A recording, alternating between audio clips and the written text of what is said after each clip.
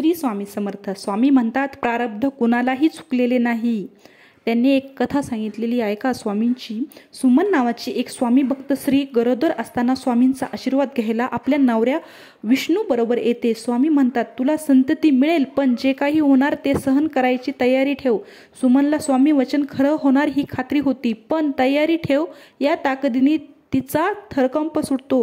ती या गोष्टींमुळे फार चिंतेत राहायची. सुमनचा भाऊ शिवा जेव्हा स्वामी दर्शनाला येतो तेव्हा स्वामी त्याला धान्याचे खाली पोतं देतात. शिवा त्याला स्वामींचा आशीर्वाद म्हणून घेतो. सुमन एकदा विहिरीतून पाणी आणताना चिंतेत असल्यामुळे घसरून पडते. वैद्यबुवा गर्भस्थ शिशूचं निधन झालं आहे असं निदान करतात आणि सुमन कधीही आई होणार नाही असं पण सांगतात. हे ऐकून सुमन फार खचून जाते. इकडे शिवाच्या शेतात जोरदार पाऊस पडल्याने पिकं खराब होतात. शिवाचे सर्व स्वप्न धुळीत मिळतात.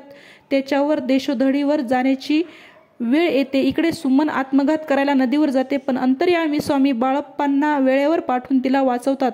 स्वामी आणि बाळप्पामध्ये संवाद होतो. स्वामी, बाळ्या, अरे आमचे भक्त असले तरी स्वकर्माने त्यांना प्राप्त झालेले प्रारब्ध त्यांनाच भोगावे लागते. बाळप्पा, स्वामी, यावर काही उपाय नाही का. स्वामी, अरे एकदा पापाचे विपरीत प्रारब्धात बदल झाल्यावर त्या प्रारब्धाला भोगल्याशिवाय पर्याय नाही.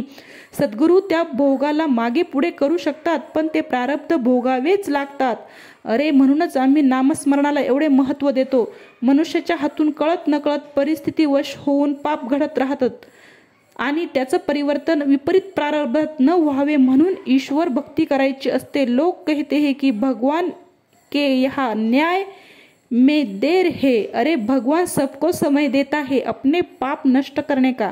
कंस, रावण, हिरण्यकश्यप सबको दिया, फिर भी वो नहीं माने, तब उनका संहार किया. बाळप्पा, स्वामी, मग अशा विपरीत प्रारब्धात मनुष्याने काय करावे. स्वामी म्हणतात, अरे जेव्हा सोसाट्याचे वारे सुटत तेव्हा मनुष्य काय करतो, आपली पांघरलेली घोंगडी घट्ट धरतो. पण जेव्हा दुःखाचे वारे सुटते तेव्हाच ईश्वराची कास सोडतो. म्हणतो, मी देवाचे एवढे करतो, पण माझ्यावर हे संकट का आले. बाळ्या, पण तो हे विसरतो की देवाची जी भक्ती त्यांनी आतापर्यंत केली ती जर केली नसती तर आणखी भयान संकट आले असते. तिकडे शेत वाहिल्यामुळे शिवा पण खचलेला असतो. त्याची पत्नी त्याचं सांत्वन करते, पण मग त्याच्या मनात विचार येतो की स्वामींनी धान्याचे खाली पोते देऊन आपल्याला एक खून केली होती. तो खंबीर होऊन उठतो आणि आपलं आयुष्य पुन्हा उभं करायला निघतो. स्वामी त्याला सांगतात की जसा तू खंबीर होऊन सावरला तसाच तुझ्या बहिणीला पण व्हायला हवे. तिला जाऊन काही बोध कर. पण तिथे सुमन वेड्यासारखी वागत असते आणि वेडेपणाच्या भरात ती गळफास लावायला जाते.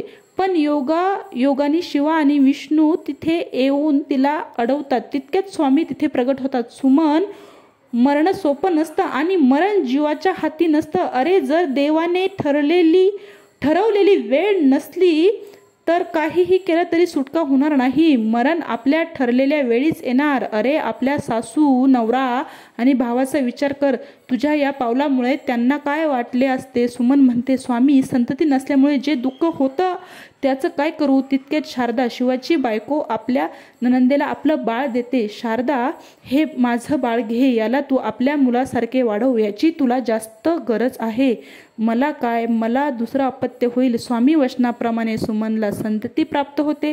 सुमन सावरते आणि आनंदाने पुढच्या आयुष्याची सुरुवात करते. तात्पर्य असे की 1.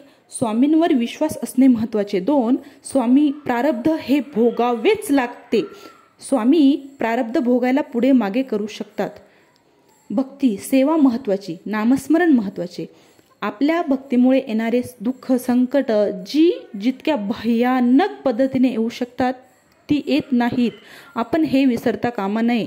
सुख असो किंवा दुःख, या ठिकाणी दोन्ही वेळेस आपल्या स्वामी भक्तीवर ठाम असावे. फक्त दुःखात त्यांची आठवण नको. मरण हे ठरलेल्या वेळेतच येणार, आधी नाही किंवा नंतर नाही. कारण जगी जन्म मृत्यू असे खेळ ज्यांचा. श्री स्वामी समर्थ. जय जय स्वामी समर्थ. अवधूत चिंतन श्री गुरुदेव दत्त. भक्त हो, चॅनलवर जर नवीन असाल तर चॅनल सबस्क्राईब करायला विसरू नका. धन्यवाद. श्री स्वामी समर्थ. अवधूत चिंतन श्री गुरुदेव दत्त.